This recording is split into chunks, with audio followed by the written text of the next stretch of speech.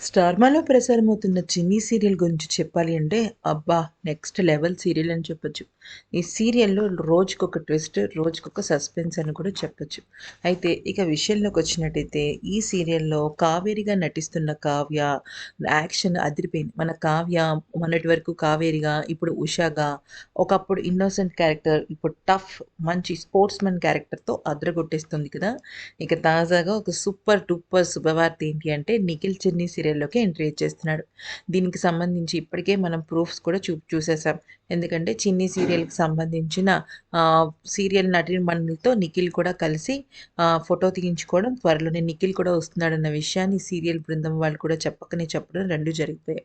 అయితే ఈ క్రమంలో నిఖిల్‌ని కొన్ని ప్రశ్నలు అడగ్గా నిఖిల్ కావ్య కోసమే చిన్ని సీరియల్‌కి వస్తున్నాడన్న విషయాన్ని చెప్పాడు. అయితే గతంలో మేము ఎన్నో సీరియల్స్ చేశాం. మాది సీరియల్ పరంగా, స్క్రీన్ పరంగా హిట్ పేర్. అయితే 'ఊర్వశి రాక్షసి' సీరియల్‌లో కూడా మేము ఫుల్ లెంగ్త్‌గా నటించాల్సి ఉంది. కానీ కొన్ని పర్సనల్ కారణాల వల్ల తను సీరియల్ నుంచి పక్కకు తప్పుకుంది.